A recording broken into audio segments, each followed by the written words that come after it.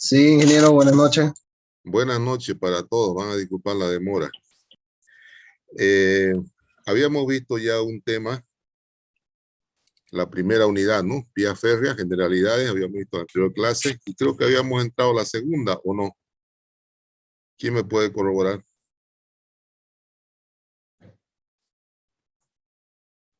¿Nadie? Sí, ya estábamos Bien, en el segundo tema. habíamos entrado a la segunda unidad, ¿no? ¿O no? Sí, ingeniero, a la segunda unidad. Ya, de todas maneras vamos a repasar un poco para los que no estaban. Eh, la unidad 1 es la que se trata de todo lo que es las generalidades. Les había dicho que hoy día o esta clase le iba a preparar el contenido de la materia y es así que vamos a desarrollar esto antes de empezar la clase. Decirles que a los que han inscrito recién, no sé si me parece que hay más personas, sí, hay más. Ya hemos llevado una clase y la segunda estábamos en desarrollo. Les había prometido el contenido de la materia y la ponderación para hoy día. Entonces, las unidades que vamos a avanzar a lo largo de la materia son 8. La primera es vías férreas, en general, hablar sobre vías férreas, las generalidades que ya hemos hablado en la anterior clase. Unidad 2 viene a ser la resistencia al movimiento que tiene un tren o un aparato de ferrocarril, cuáles son las resistencias que se oponen al movimiento, y el material motor viene a ser las capacidades de los motores de la locomotora, ¿no? Eso es la unidad 2. La unidad 3 vendría a ser teoría del descarrilamiento. ¿Por qué se dan los descarrilamientos? ¿Cuáles son las principales causas? ¿No? Eso viene a ser la unidad 3. Unidad 4, evaluación de esfuerzos y dimensionamiento de los elementos. Esta unidad 4 viene a ser la más importante, ¿no? Junto con la unidad 2. Vienen a ser las más importantes de la materia. Aquí nos vamos a detener un poco y vamos a sacar conclusiones de lo que vamos a hacer. Entonces, la unidad 4 se refiere a dimensionamiento de todas las unidades del ferrocarril, incluyendo vía férrea, durmiente, balastro, subalastro, etcétera, etcétera. La unidad 5 viene a ser la rigidez, cuál es el comportamiento de todo el conjunto del paquete estructural, cómo se comporta bajo el punto de vista de la rigidez. Esa viene a ser la unidad 5. La unidad 6, aparatos y haces de vía, esto más que todos los desvíos y la playa de estacionamiento de los ferrocarriles, ¿en qué consiste? A eso se refiere aparatos y haces de vía. Y finalmente viene la unidad 7, que viene a ser terminales ferroviarias. ¿Cuáles son las características principales de una terminal ferroviaria?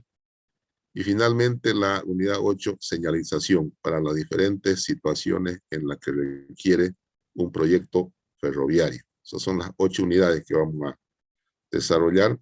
Espero que nos dé el tiempo necesario como para poder realizar o desarrollar. Bibliografía no se van a perder en otros libros. De repente alguno puede consultar Google, pero solo el desarrollo en clase. Esto es suficiente para que ustedes puedan tener el concepto claro de lo que quiero y lo que quiero que aprendan, ¿no? Bibliografía.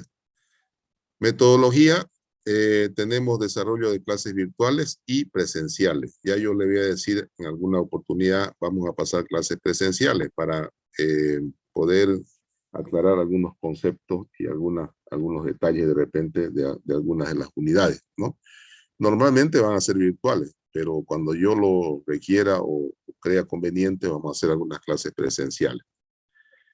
Práctica, los prácticos van entrega en físico y en digital. Aquí está un poquito mal escrito, pero esto quiere decir que los prácticos van a ir en físico, es decir, en hoja, y también lo van a acompañar con algún dispositivo digital como el CD, ¿no? Vamos a dar bastante práctico. Yo creo que le he dado un práctico en la anterior clase, no me acuerdo. Si alguien me puede hacer recuerdo, me lo dice. Ponderación. 2 exámenes parciales, 70%, es decir, 35 y 35. Prácticos, 15%, que van a hacer los trabajos prácticos que yo le voy dando. Asistencia, 5%, y evaluaciones continuas, 10%. Es decir, a cada uno de ustedes yo lo voy a ir evaluando al transcurso del semestre. Voy a nombrar fulano de tal, a ver, esta pregunta, de lo que se ha avanzado o de lo que se está avanzando. Y ahí yo lo voy a tener mi lista al lado, voy anotando su respuesta. Son evaluaciones continuas. ¿Por qué las evaluaciones continuas? Porque yo considero que esta materia es muy importante, como son todas, para ustedes, es de 10º semestre, es de especialidad, y porque es una materia que ustedes deben saber aprovechar, porque en el mundo moderno existe la particularidad de que el crecimiento demográfico en las grandes ciudades se va a hacer en base a metro, se va a hacer en base a tranvía, ¿no? Entonces, el hecho de poder ustedes dimensionar o comprender bien esta materia le abre la oportunidad de poder trabajar en grandes urbes, ¿no? Ciudades grandes como, por ejemplo, Curitiba, Lima, Medellín, que recientemente he visitado y que le voy a dar una foto en este momento, ¿no? Son ciudades que ya están al tono con el crecimiento demográfico y con la tecnología. Tecnología más crecimiento demográfico requiere de estos tipos de transporte, sí o sí. Entonces, por eso es que yo necesito que ustedes pongan la máxima atención en este curso. No sé si la ponderación está bien, ¿les parece? Sí, ingeniero, está bien. Sí, ingeniero. Ya, normalmente yo todo lo que doy, lo doy de manera claro y preciso. Entonces ustedes tienen que estar atentos a cada clase. Y en cada clase yo voy a decir, fulano de tal, a ver, respóndame esta pregunta, ¿no? Entonces ustedes tienen que estar prestos para hacerlo. Atiendan bien las clases porque de eso va a depender este 10%. Le voy a hacer un seguimiento bien detallado a esta materia porque es una materia de especialidad, ¿no? Es como si ustedes estuvieran haciendo un diplomado en esta materia. No hay otra materia a lo largo de toda la currícula de ingeniería civil. Entonces, y además que es sumamente importante. Entonces, dicho esto, está aprobado todo lo que hemos hablado, ¿no? ¿Sí? Sí. Sí, ingeniero. Ok, le voy a compartir por qué es tan importante esto. Estas son imágenes recientes. Ustedes saben que he estado en Medellín, ¿no? Miren el metro. Y el cálculo es exactamente lo mismo que estamos haciendo, ¿no? Este es el metro de Medellín. Aquí están las puertas, miren cómo son los soportes internos para que la gente parte de la gente está sentada y parte de la gente está parada, ¿no? Entonces ese es el metro de Medellín, que va si ustedes quieren, de norte a sur, digamos, ¿no? Atraviesa toda la ciudad, una ciudad de 2.500.000 habitantes. Entonces ese es el metro de Medellín y ustedes están saliendo de este curso, van a estar preparados para poder calcular esto también, obviamente, ¿no?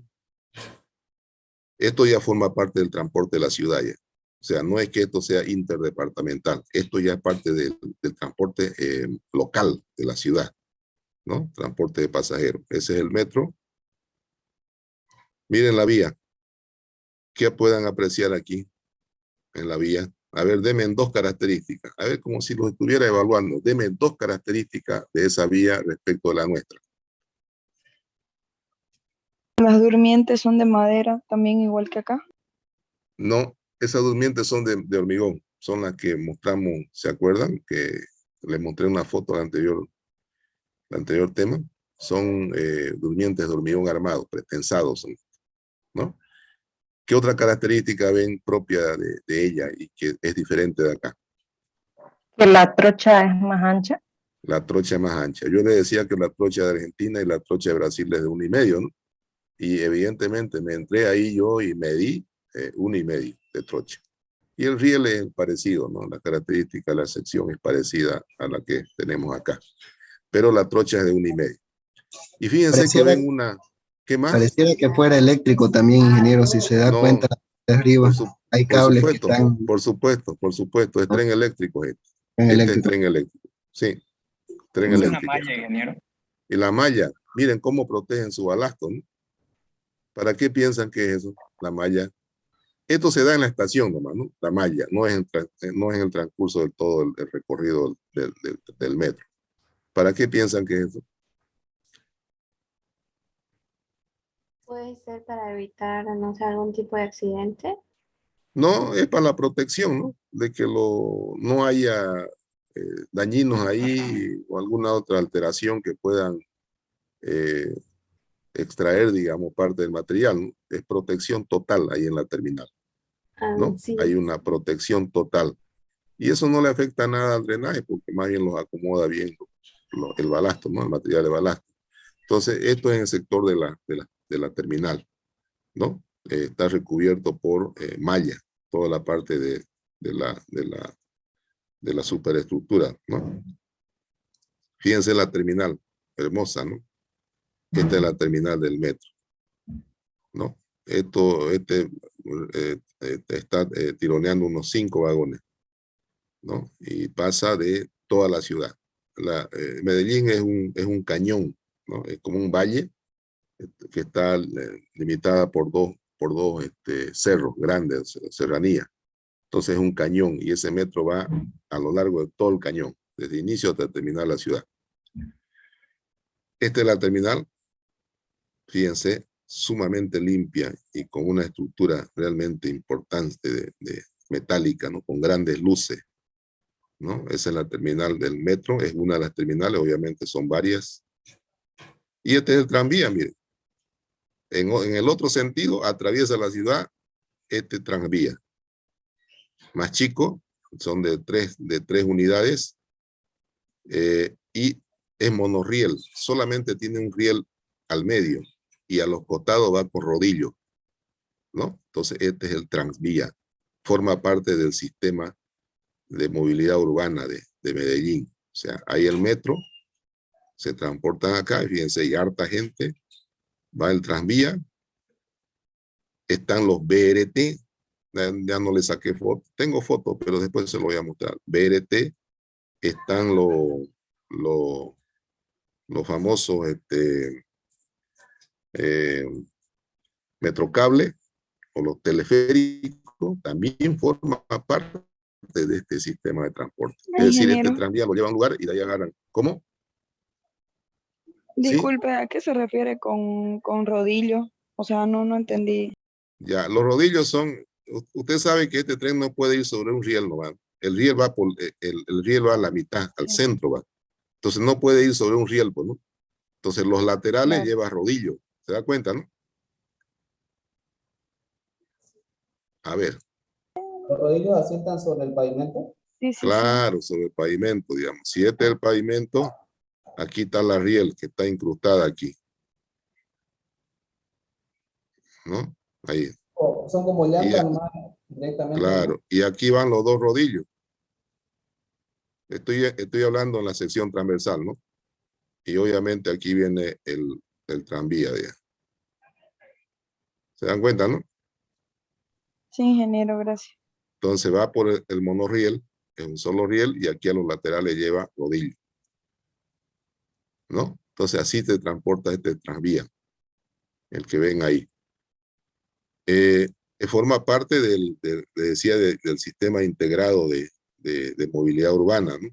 Es decir, yo, por ejemplo, yo lo he recorrido todo. Yo me subí al metro, me subí a me subí al teleférico, me subí al BTR y me subí finalmente a las bicicletas, que también forman parte del transporte urbano. Vean ustedes qué organización de esos estados, de esos países. Estamos hablando aquí de un país sudamericano, ¿no? Por ejemplo, este tranvía nos llevó hasta el teleférico. Allá le dicen metro cable. Nos llevó este tranvía, terminó la estación ahí y ahí tenemos que tomar el teleférico. Teleférico nos fuimos, llegamos a esta estación, ahí tenemos que tomar el BRT. El BRT nos transforma, nos lleva a un punto lugar y ahí tenemos que tomar el metro. El metro termina y de ahí podemos llegar bicicleta o al revés. Entonces está sincronizado el sistema de movilidad urbana. Y esto ya forma parte del sistema de movilidad urbana de la ciudad. Entonces ustedes con los conceptos que van a tener en esta materia van a tener pues como para calcular todo esto, ¿no? Y esto también es obviamente Esto también es obviamente eléctrico, ¿no? Pero forma parte ya del sistema de movilidad urbana dentro de la ciudad. Fíjense las estaciones. Qué hermosas las estaciones, ¿no? Realmente estamos lejos, pero no es imposible. Siempre uno tiene que tener objetivos grandes. Y obviamente Santa Cruz está como para poder tener esos objetivos y nosotros somos los actores, ustedes son los actores principales, ¿no? Como para poder hacer eso. Está la terminal del metro, ¿no? La terminal del metro.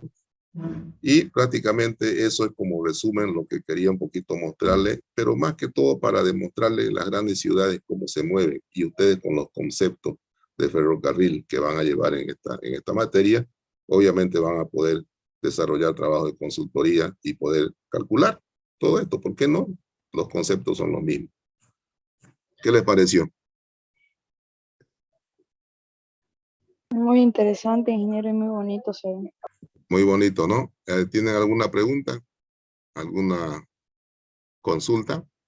Yo, ingeniero, quería saber por qué, digamos, utilizaron en ciertos lugares el monorriel. O sea, ¿es más económico o a Claro, comparación del otro? sí, el monorriel, aparte de ser un poco más económico, también el monorriel es de distancia corta. Es decir, esto hace el traslado de personas de distancias grandes, ¿no?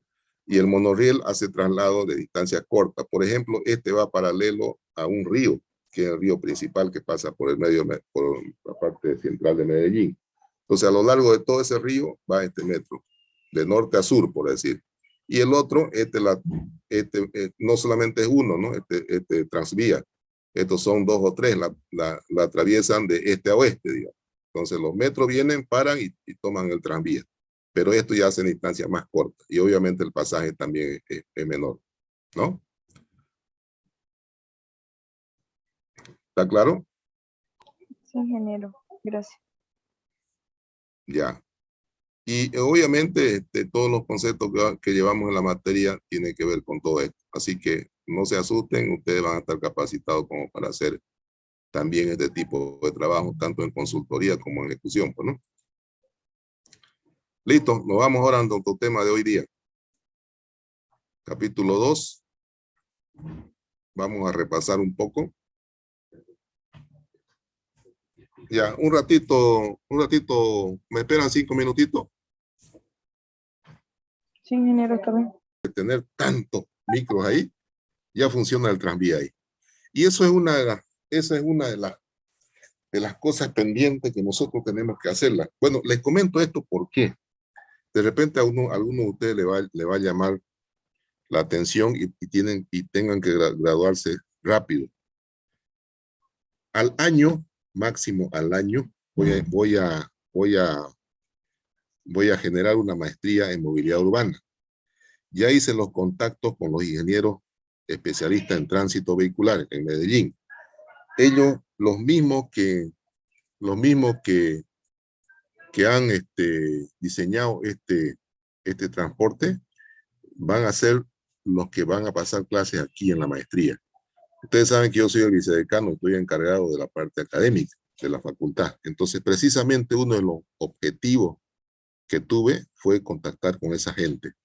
El ir allá a Medellín, obviamente conocer de primera mano el sistema, andarlo, verlo, y el otro objetivo era contactar a los encargados de haber hecho el diseño de este sistema, que por cierto son 3 los que están en vigencia y que tienen el liderazgo a nivel Latinoamérica.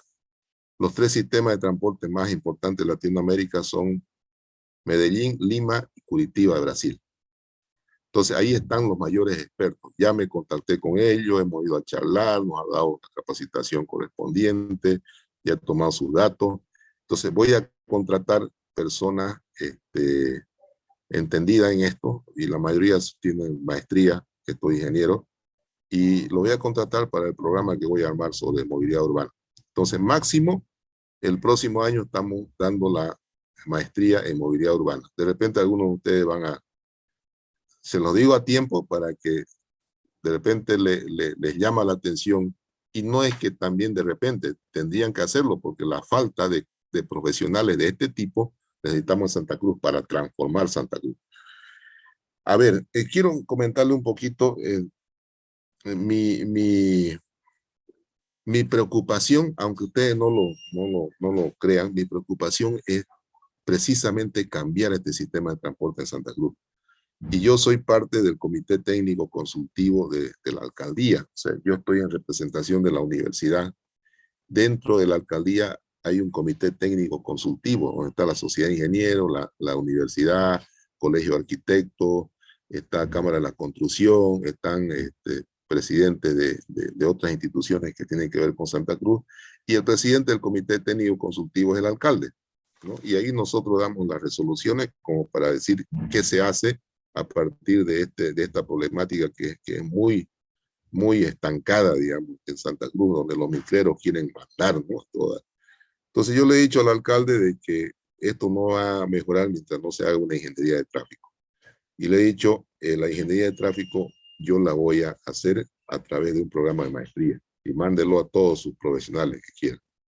Así que lo va a mandar, ya está el compromiso, y yo voy a generar un programa de maestría en tráfico o ingeniería de tráfico, que tienen que ver con todos estos elementos. Entonces, si a alguno de ustedes le apasiona este tema, tienen tiempo como para graduarse y esperar la maestría al año. ¿Qué les parece? ¿Bien? Bien, ingeniero. Excelente, ingeniero. Gracias por el dato. No, se lo doy el dato porque, a ver, dos cosas. Un ingeniero estructurista saturado. Un ingeniero en camino medio saturado, aunque tiene más oportunidades. Y en cualquier otra rama. El ingeniero que va a necesitar Santa Cruz aquí para adelante va a ser el especialista en tráfico en transporte. Entonces, le paso el dato para que ustedes se vayan preparando, y cuando empiece la maestría, estamos trabajando en ello. Ustedes van a tener la oportunidad de salir competitivos en esta área, y obviamente van a ser contratados tanto como consultores como la parte operativa también, ¿no? Van a tener asegurado, como se dice, el trabajo. Entonces le largo esto como premisa, y para un poquito motivarlos también a que ustedes pongan mucha atención en lo que vamos a llevar. Ya esta preocupación la tengo yo de hace un año atrás. Por eso soy miembro del Comité Técnico Consultivo, designado por el rector. He sido designado por el rector. Y para dejar huella en este aspecto, no solamente ir como levantar la mano nomás, apoyando o resistiendo. No, yo voy como una persona que quiere promover el cambio en Santa Cruz. Entonces me lo he tomado como un objetivo propio, y a partir de generar esta maestría me voy a sentir contento, porque el aporte que voy a hacer a esta ciudad va a ser grande. Y obviamente los llamados son ustedes ya a transformar esta ciudad. Nosotros hacemos todo lo posible hasta ahí, pero ustedes, los jóvenes, son los llamados a transformar esta ciudad. Ya vamos a ir charlando a lo largo del programa, de las clases, de todo este sistema. Tengo mucho más elementos y detalles para poder comentar. ¿Ya? Bueno, capítulo 2, resistencia a movimiento, material motor. Ya habíamos hecho una presentación, pero vamos a repasar un poco. Ingeniero, Sí. le podría consultar, ya que estuve en Medellín, yo he visto solo en películas y en algunos videos de que algunas locomotoras pasan en medio de las ciudades. No sé si allá igual pasa eso, o cómo lo harán.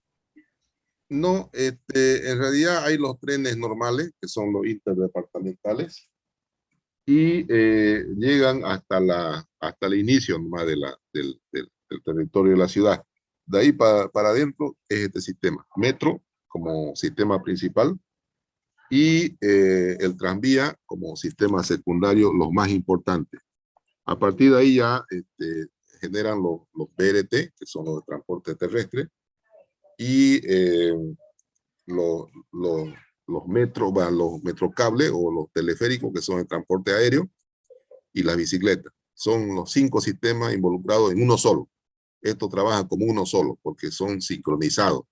Si usted va en bicicleta, agarra el tranvía agarra el metro, o si no, agarra el BRT y va a cierto lugar y agarra otro y otro y otro, pero están sincronizados. O sea, lo trabajan como un solo sistema, de tal manera que no tenga percance el que toma un sistema de transporte. y está monitoreado permanentemente. Si ustedes vieran, le voy a pasar una foto, cómo monitorean su sistema ellos. Hay todo un edificio donde se monitorea todos los movimientos de cada sistema y también se controla la seguridad del peatón, la seguridad del pasajero. Está la policía, está la gendarmería, están los ingenieros de tránsito. Es espectacular. Es viviéndolo para saber cómo es este sistema allá. Entonces, son experiencias que uno como docente tendría que tenerla para poder transmitirlo a ustedes. Pero si uno se enfrasca aquí nomás en lo que hay, nunca progresa. Y algunos dicen, se ha ido allá a pasear. No, yo no me voy a pasear. Yo siempre me voy a aprender algo y tratar de transmitirle a ustedes. Por eso le digo de que en el afán de transformar esta ciudad, me he tomado como reto hacer esa maestría. Y la voy a hacer.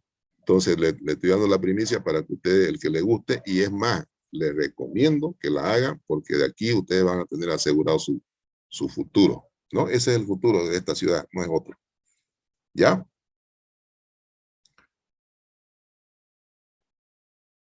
Bueno, uno de los elementos muy importantes que se estudia a nivel de este sistema de ferrocarriles son las resistencias en rectas y horizontales.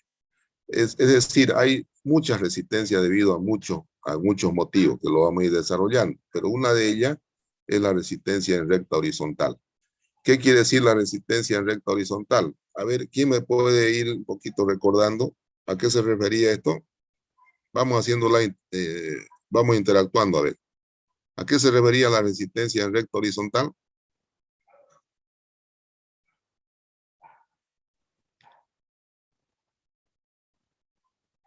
Es la fuerza que se opone al viento. Claro, una de ellas es la que se opone o sea, una de las resistencias que se opone a ferrocarriles es la del viento, obviamente. Otra resistencia, ¿cuál es? ¿Su peso? La de fricción. Claro, la de adherencia, ¿no? Es la fuerza de adherencia. La fuerza de adherencia entre la rueda del tren y la vía. Si no hay adherencia, ¿qué pasa con ese tren? Sale volando. ¿Qué pasa?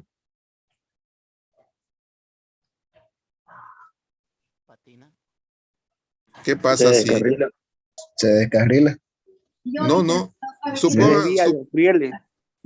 A ver, ya, eso me gusta. Vamos desarrollando los conceptos desde lo más mínimo. El hecho de que un tren inicie un movimiento se debe a qué?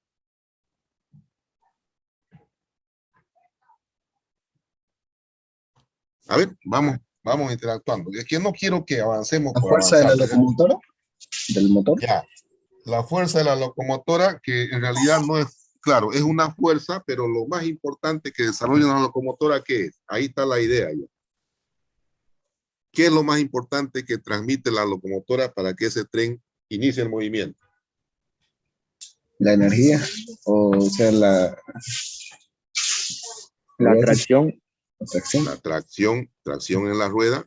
Bien, está bien, hay una tracción en la rueda, pero ¿debido a qué? Debido a su peso.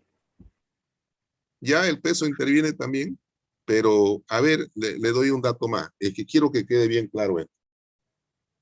Quiero que quede bien claro. A ver, ¿cómo le diría? Yo voy a remolcar, en el caso de una persona, tengo un quintal de harina en el piso y lo quiero remolcar sobre el piso. ¿Qué aplico? Una fuerza. Un esfuerzo que es grande, ¿no? Un esfuerzo, ¿no? Pero ese es el esfuerzo humano. En el caso de una locomotora, ¿qué sería? Potencia, ¿ya? Entonces, a ver, el mecanismo que hace que un tren entre en movimiento es por la potencia que le imprime la locomotora. ¿A qué igual la potencia? Fuerza por velocidad. Fuerza por velocidad. Entonces, la medida de que hay un esfuerzo inicial ¿no? Cuando está en reposo. Y a medida que va aumentando de velocidad, va aumentando la potencia, porque la potencia es igual a fuerza por velocidad. ¿Se dan cuenta, no? Entonces va aumentando la potencia hasta un cierto tiempo donde la locomotora alcanza una velocidad constante. Eso lo vamos a ver después. ¿Ya? Entonces, el esfuerzo que hace una locomotora para iniciar el movimiento es una potencia. ¿Y por qué se inicia ese movimiento?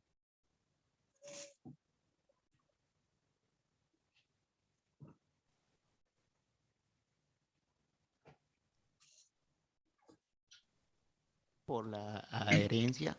Por la adherencia. Fíjense cómo ustedes están dando la respuesta. Acuérdense, o si quieren ustedes anoten, porque yo lo voy a evaluar. Primer elemento. El tren inicia un movimiento por la potencia efectuada por la locomotora. Segundo elemento. Inicia movimiento porque hay una adherencia entre las ruedas y la riel. ¿Qué pasa si no hay adherencia? Patinaría, se quedaría ahí. Patina. Si no hay adherencia, esa locomotora patina. Entonces, vean ustedes qué tan importante es la adherencia. Por eso la vamos a determinar más adelante, la curva de adherencia y la curva de esfuerzo, que dice, ¿no? Entonces, dos elementos importantes. Un tren cualquiera inicia el movimiento por dos factores. Por la potencia del motor y por la adherencia de la rueda con la vía. Esos dos elementos hacen que el tren inicie un movimiento. Al iniciar el movimiento, ya se generan resistencias. ¿Cuáles son esas resistencias? Vamos desglosando. A ver. Resistencia en recta y horizontal. En Claro. curva, Sí, por inercia. sí, Y en son gradiente. esas. Pero ¿cuáles son los elementos que causan esa resistencia? Por ejemplo, en recta y horizontal. Debido a los choques de las juntas.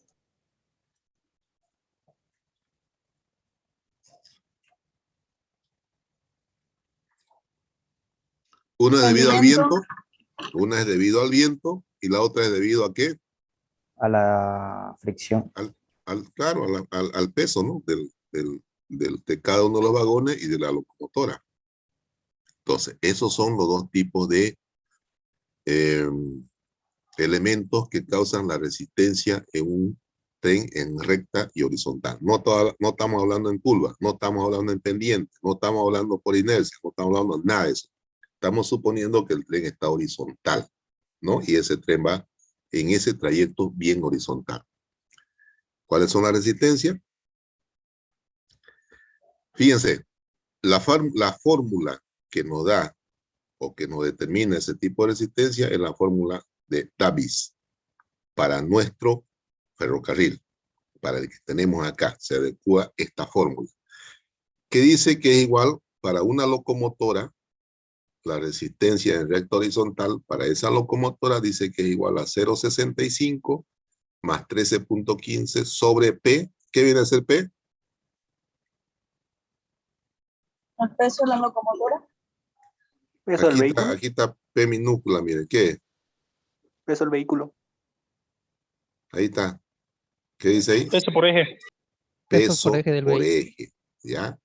13.15 dividido entre peso por eje para la locomotora, ¿no? Más 0,0932 por la velocidad que lleva, más 0,0456 el área. ¿Cuál es esta área? Área frontal. El área frontal. Área frontal. Sobre P. ¿Cuál es esta P?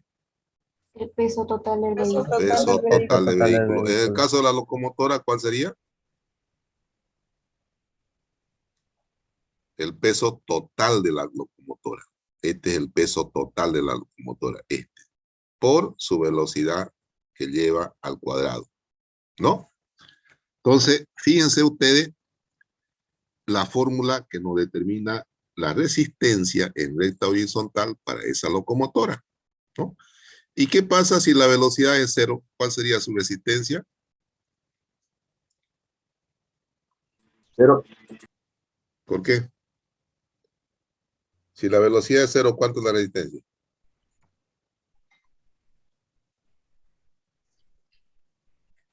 0,65 más 0,65 más ese valor que nos da Más 13,15. 13.5 sobre peso por eje. Si no hay Peso, velocidad, porque ya hay una resistencia que se está oponiendo a que esa locomotora inicie el movimiento. O sea, estando parada, ya hay una resistencia que va a impedir que esa locomotora se mueva. ¿Se entiende, no? sí. Bueno, peso por eje. ¿Cuál es el peso por eje y cuál es el peso total? Vamos a graficar para que todos entiendan. Está la locomotora. Ya lo habíamos hecho en la anterior clase, pero lo vamos a volver a hacer.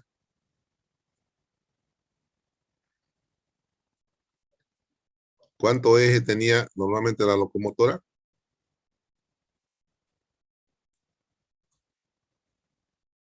6, Ya no. ingeniero. 6 ejes. Si ustedes van aquí y miran la locomotora, vamos a ir a visitar. Estoy por hacer un convenio con la ENFE y vamos a ir a visitar esta locomotora. Y también su circuito que tienen, sus haces de vía se llaman. Esos desvíos se llaman haces de vía. Si el peso de la locomotora es P, este es el peso por eje. ¿P cuánto? P secto. P secto. P secto. ¿Por qué? Porque se divide el peso entre 6, ¿no? Eso es el peso por eje. ¿Y el peso por llanta cuánto sería?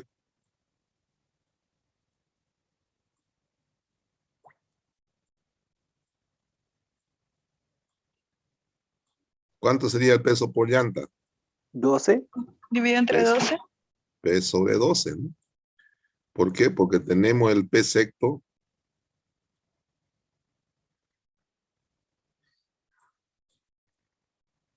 Si este es el eje, aquí viene el P secto. Ese es el P secto. Este viene a ser un eje. Uno de aquí, cualquiera de estos. Y si es entonces entre 2, obviamente el peso por llanta va a ser P sobre 12. No pides en la fórmula, ¿no? Pero es para que quede claro, ¿no? De que este peso por eje es el peso para todo el eje compuesto por 2 llantas. ¿Está claro?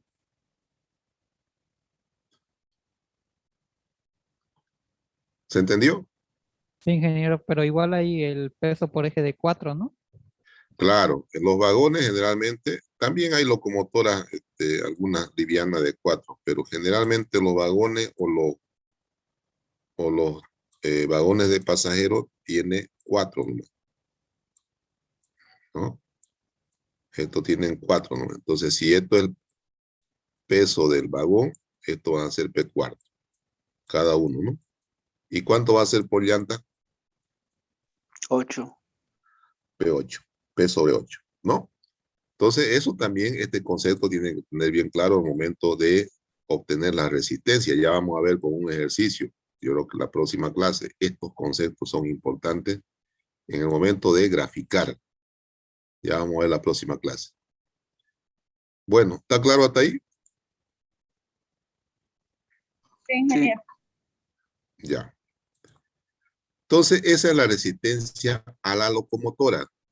¿Cuáles son las resistencias para los carros de pasajeros? ¿Cuáles son los carros de pasajeros? Es un vagón de pasajeros, no es otra cosa.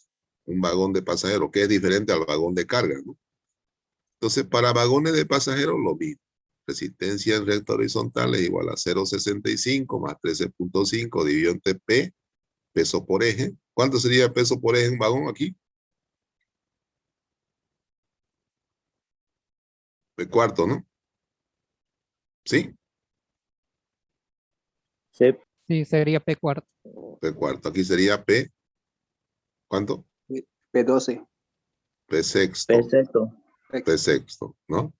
Caso de carro pasajero, P cuarto más 0,0932 por B más 0,0645. Aquí cambia ya no es 456, 645 del área frontal del tren de pasajero, el vagón de pasajero dividido entre su peso por velocidad al cuadrado, ¿no? Este peso es el peso total del vagón de pasajero, ¿no?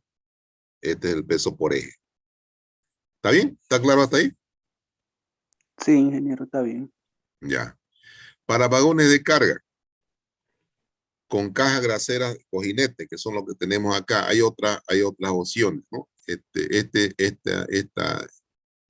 eje de este vagón viene con caja de cojinete. Caja grasera, la normal, la que tiene rodamiento y tiene que tener grasa para poder permitir el rotar de esos rodamientos, ¿no? El común, el que tenemos aquí en Bolivia.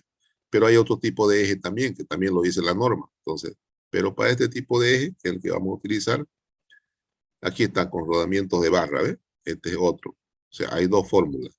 Nosotros vamos a adoptar este porque es el que tenemos aquí en nuestro país. Para vagones de carga, la resistencia en recta y horizontal va a ser igual a 0,65 más 13,15 sobre P, peso por eje, más 0,1398 por la velocidad, más 0,000948 área frontal de ese vagón sobre su peso total del vagón por velocidad al cuadrado. Y ustedes me dirán, pero si un tren tiene 8 vagones, ¿qué voy a hacer? ¿Qué van a hacer? Multiplicamos por 8 el resultado. Claro, multiplican por 8. Y el de la locomotora lo dejan ahí nomás porque es una locomotora. Y si el tren de pasajeros o los vagones de pasajeros son 10, multiplican ese resultado, multiplican por 10. ¿Está claro? Disculpe, ingeniero, una pregunta. ¿Cuánto era el valor de P para cojinetes? Para cojinetes es Sí. lo mismo, pues. Es lo mismo. Si el vagón es de 4 ruedas, es P cuarto. Ah, muy bien. Gracias. ¿Ya?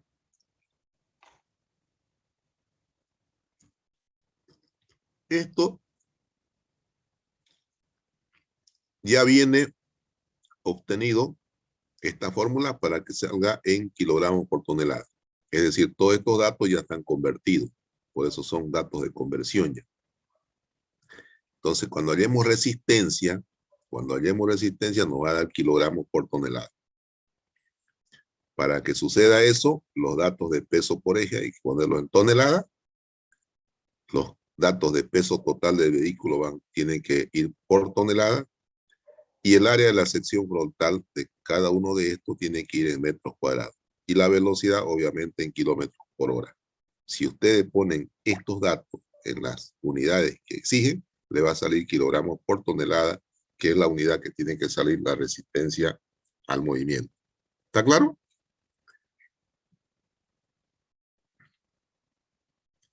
Sí, ingeniero. Ok. Bueno. Entonces aquí nos dice, dada la inexistencia de ensayos específicos para la determinación de un mejor modelo matemático que se adapte a las condiciones actuales, se van a utilizar la fórmula de Diodio que corresponde a esto. Entonces, R1 va a ser igual, la resistencia en recta horizontal va a ser igual a la resistencia de la locomotora más la resistencia de todos los vagones.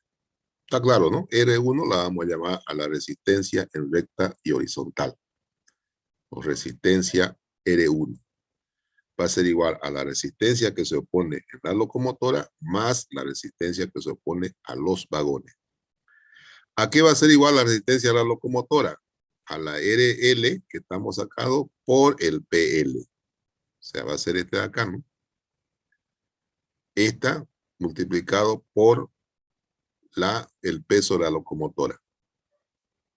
¿No? Entonces, la resistencia a la locomotora va a ser igual a esta R multiplicado por el peso de la locomotora. La resistencia, ¿está claro hasta ahí o no?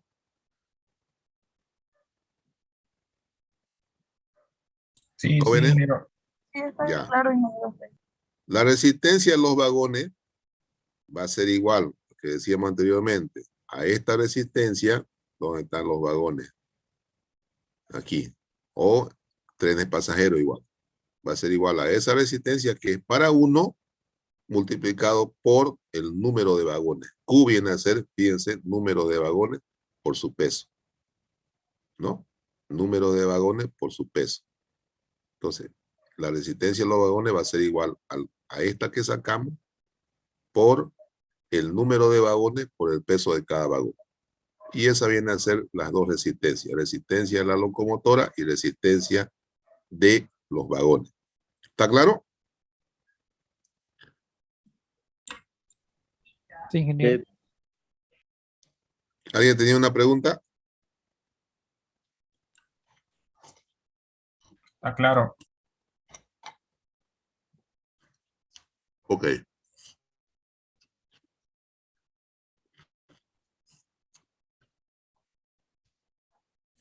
Resistencia por gradiente. Si ustedes suben un tren, aquí lo vamos a ver mejor. Si ustedes suben un tren por pendiente,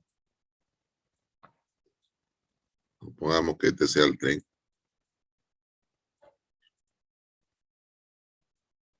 Y esta sea la locomotora.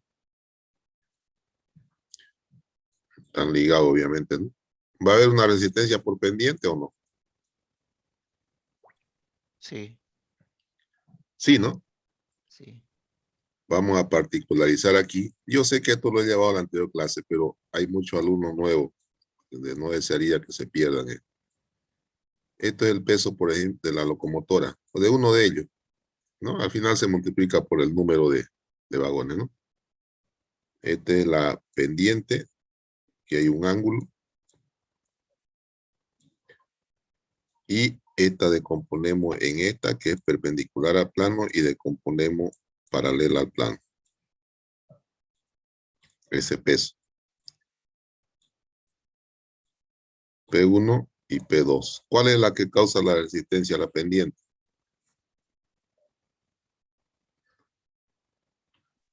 P1. ¿Seguro?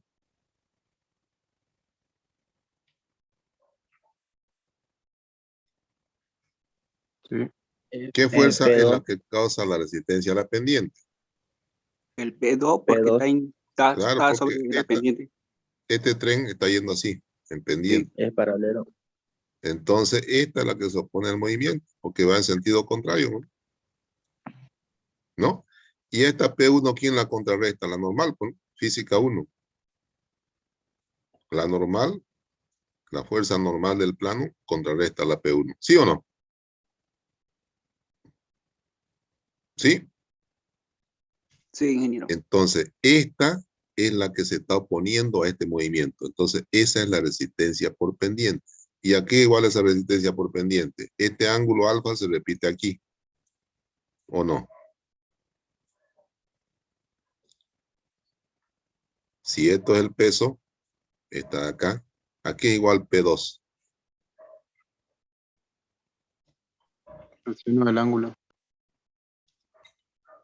P2 va a ser igual a W por el seno del ángulo alfa, ¿no? Sí.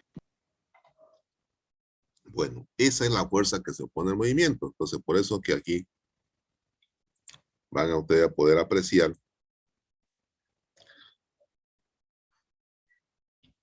que resistencia 2 va a ser igual a la resistencia por gradiente igual a R2 por G. Pero R2 ¿a qué es igual? G es el peso total, ¿no? Peso total del tren. ¿A qué es igual el peso total del tren?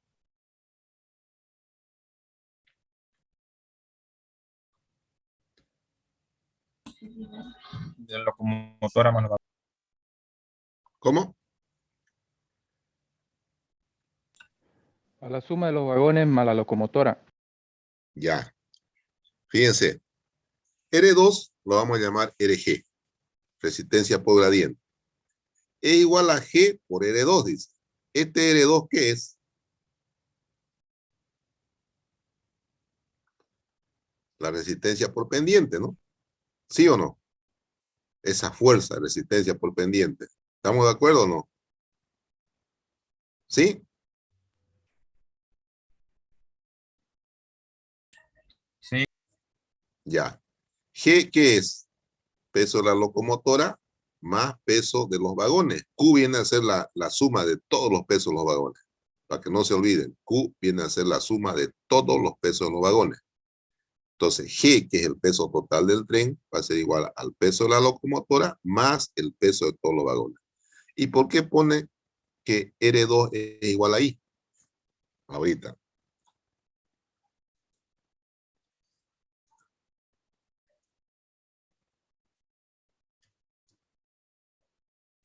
Vamos a deducirlo. Seno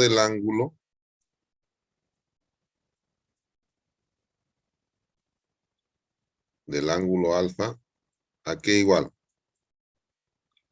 Seno de este ángulo. ¿A qué igual? A W. ¿Mm? H sobre W. No, este H es L.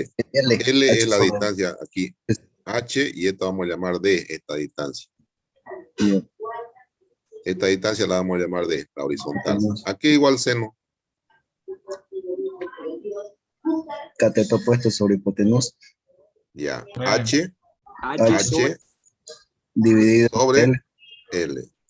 L. ¿A qué igual tangente del ángulo alfa?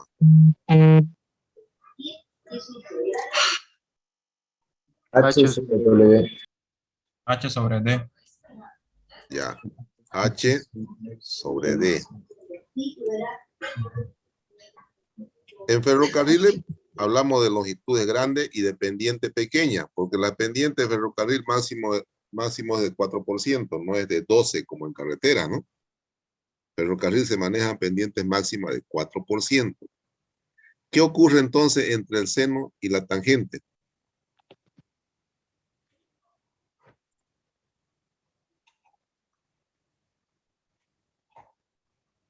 ¿Quién me puede decir?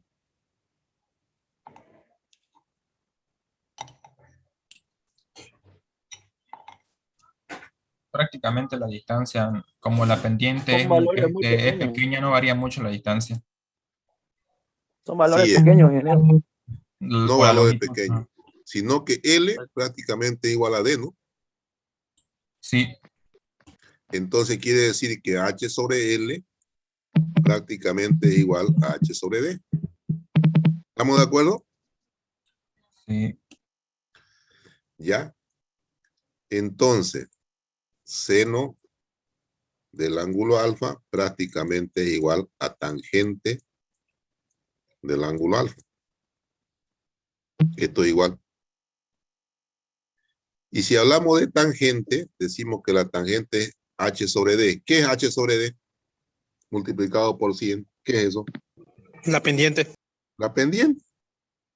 H sobre D multiplicado por 100 es la pendiente. En este caso lo multiplica por 1000. Ya vamos a ver más adelante. Pero el concepto es ese. O sea, ¿qué está haciendo acá? R2, que hemos visto que era el seno de alfa igual a H sobre L. Tangente de alfa, H. Entonces directamente se multiplica el peso multiplicado por la pendiente I. Esto es pendiente I. ¿En qué viene? En por 1000. Ya vamos a ver más adelante por qué. Entonces, R2 va a ser igual al peso total del tren por su pendiente. Por decir 5 por 1000, 6 por 1000, 7 por 1000. Esto viene en 1000. ¿Está claro, jóvenes, o no?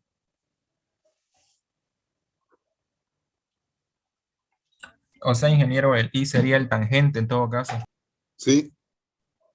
Ah, está bien, Sí. gracias. ¿Quedó claro, jóvenes, o no?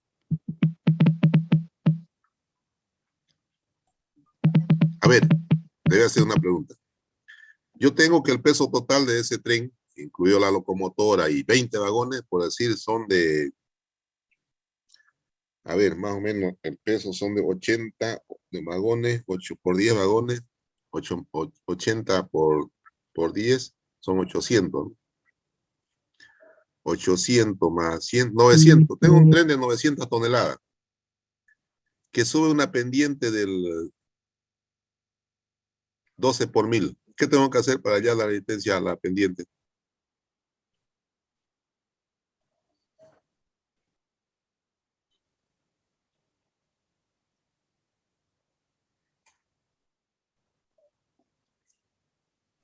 Multiplicar, ingeniero. Claro. Multiplico directamente el peso total de ese tren multiplicado por la pendiente, por 12. Porque ya me está dando la pendiente que es por 1000. ¿Se entiende o no? Claro. ¿Se entiende, jóvenes? ¿Lo puede explicar eso del 12 por 1000, ingeniero? ¿Por qué le dice por 1000? Ya, por 1000, ¿qué quiere decir? A ver. Se lo voy a graficar acá.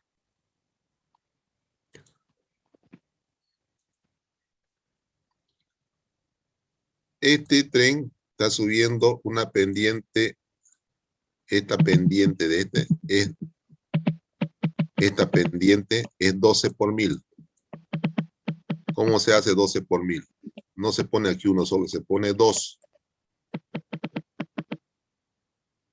¿Está bien? ¿Qué quiere decir que sea 12 por 1000?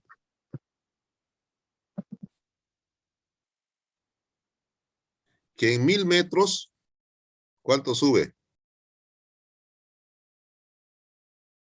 12 metros. Eso quiere decir pendiente 12 por 1000. ¿Se entiende? Sí, ahora sí. Y si este tren pesa 900 toneladas, ¿qué tengo que hacer yo? Multiplicar esas 900 por este 12. Y listo. Esa es la resistencia a la pendiente. ¿Quedó claro? Sí. Bueno. Entonces, esa es la resistencia a la pendiente. Ya sabemos. Resistencia por curvatura. ¿Qué es lo que causa la resistencia por curvatura?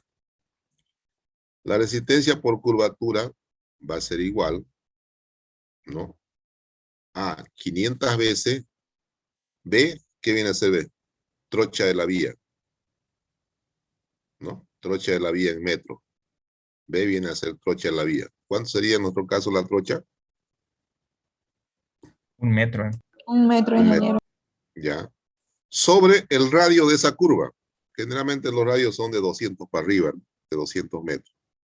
Entonces, dividido entre el radio, 500 por 1 dividido entre el radio de esa curva, esa es mi resistencia por curvatura. ¿Cuál va a ser la resistencia total por curvatura? Ese dato multiplicado por el peso de la locomotora. ¿Por qué no está el peso de los vagones? ¿Quién me podría decir?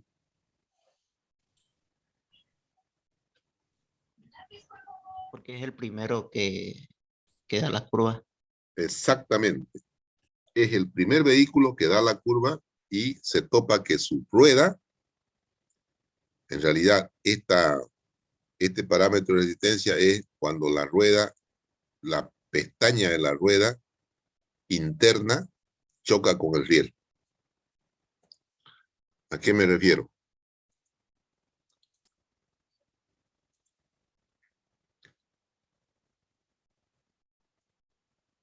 La rueda de la locomotora es así. Ya vamos a ir a verlo.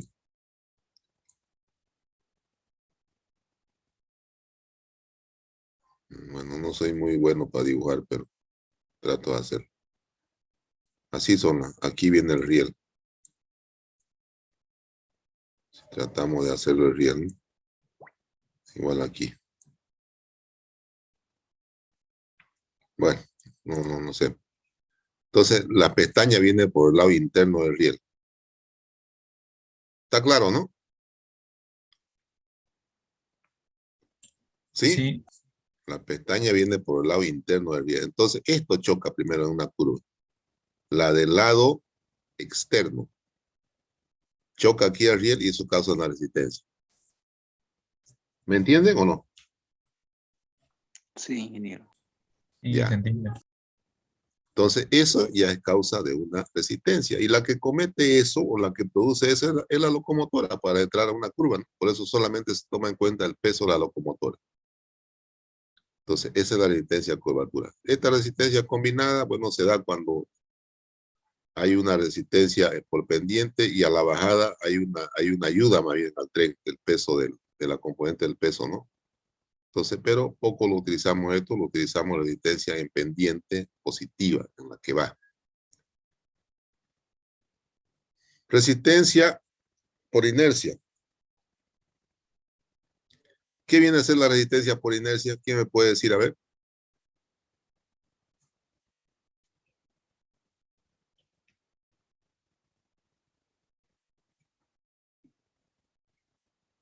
¿Quién me puede decir a qué igual dónde se da la resistencia por inercia?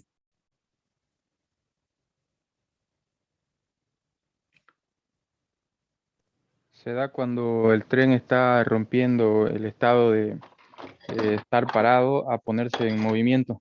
Exactamente. Cuando está parado, al ponerse en movimiento, hay una resistencia por inercia, ¿no?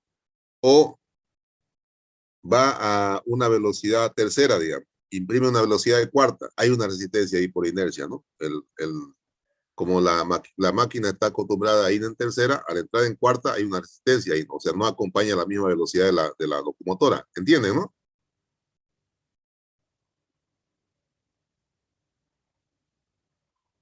¿Se entiende o no? Sí, ingeniero.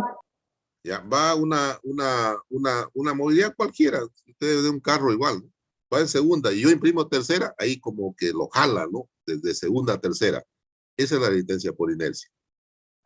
Entonces, ese es igual a la resistencia por inercia multiplicado por el peso de la locomotora más el peso de todos los vagones, ¿no? Entonces, esta resistencia no se han hecho problemas los estudiosos y han sacado de que tiene diferentes parámetros para diferentes tipos de trenes. Trenes de carga de 2 a 3. Este valor lo puedo tomar de 2 a 3. Sumo el peso de la locomotora más el peso de los vagones, de todos los vagones, lo multiplico por ese valor y ya está mi resistencia a la inercia. Trenes de pasajeros de larga distancia de 5 a 6. Trenes suburbanos de pasajeros de 15 a 20. Y trenes eléctricos de 70 a 80. ¿No? Es el caso que hemos visto en Medellín, ¿no? En Medellín se podía tomar este valor, porque son velocidades grandes, ¿no? Entonces, esta es la resistencia por inercia. ¿Quedó claro, jóvenes? Sí, ingeniero. Ok. Entonces, aquí quedamos. Este material se lo envío ni bien acabemos la clase para que ustedes ya vayan repasando. La próxima terminamos, yo creo que con la parte teórica y le voy a dar un ejercicio para que haga. ¿Está bien? Ingeniero, Sí. ¿va a crear el Classroom o ya no va a crear Classroom? Voy a crear el Classroom. De hecho, ya lo tengo creado y ahí lo voy a poner. ¿Ya? Ah, ya. ¿Lo va a mandar el código para ingresar? Sí, claro. Lo dejo lo doy al grupo. ¿Ya? Ya está bien, ¿Qué les iba a ingeniero. decir? Yo le había dado un práctico ya, ¿no? No, todavía, ingeniero. Tenía que darnos en el Classroom. No, me parece que le he dado un práctico ya. ¿No? No, ingeniero. Ya. Todavía, Ya. ingeniero. Ya, se lo voy a enviar al Classroom entonces. Ya, está bien. Se lo envío a Classroom y todo el material que le he dado hoy día también ya lo cargo. Ya la tengo creada la clase, así que ya lo pueden ver más un ratito en Classroom. ¿Ya? Ingeniero, una pregunta. Sí, sí. ¿Por qué se daba la resistencia a inercia? Que no les escuché muy bien, se cortó el audio. Ya. La resistencia a la inercia se da en dos situaciones en realidad. En subida y en bajada. En realidad, en bajada no es resistencia, es una fuerza que ayuda. En subida o en recta y horizontal también. Usted va con una velocidad de una caja segunda, va en segunda, en otras palabras. Entra a tercera, ¿qué causa ahí? Como que el auto o el móvil lo jala a uno para no querer entrar a tercera, ¿no? ¿Sí o no? Sí. Ya, esa es la resistencia por inercia. la que se opone a ese movimiento de entrar de segunda a tercera, medio que se resiste, digamos, a entrar a tercera. Esa es la resistencia por inercia. ¿Está claro? Ah, ya está bien, ingeniero, gracias. Se da en cambios de velocidades. Y en pendiente negativa, sí, cuando un tren va de bajada y quiere frenar, ¿qué pasa? Los vagones se le vienen encima, ¿no? Por inercia, ¿sí o no? Sí. Sí. Porque quiere frenar, quiere decir que quiere disminuir la velocidad. Si va de quinta, quiere venir a cuarta, viene un choque ahí de los vagones, porque están acostumbrados a ir a quinta, pues, ¿no? ¿Sí? Sí. Ya, pero esa no es la que entra en resistencia por inercia, es la otra, porque se opone al movimiento. Aquí estamos hablando de resistencia, de fuerza que se opone al movimiento. La causa son dos, una en pendiente positiva y otra en pendiente negativa. ¿Quedó claro ahora? Sí, quedó claro, ingeniero. Ya. Ok, jóvenes, hasta aquí la clase. Les envío todo este material. Recuerden siempre de que esta es una materia sumamente importante y espero que hayan aprendido bien hasta acá. ¿Han aprendido bien? Sí, ingeniero. Ya, Sí, ingeniero. repasen Nada ya. más. ¿Cómo? O sea, cuando nos lo pasa usted Claro que el sí. video, ahí le repasamos y Sí, por favor, bueno. a ver, dos cositas importantes, jóvenes. Una, que esta es una materia muy linda, muy práctica. Y segundo, ya saben la maestría que se va a dar, ¿no? Entonces, traten de entenderle bien para que no tengan problemas después en el programa de maestría. Se las recomiendo. Ustedes tienen que ser los ingenieros del futuro. Y el ingeniero del futuro es de tránsito y transporte. Les aseguro. ¿Ya?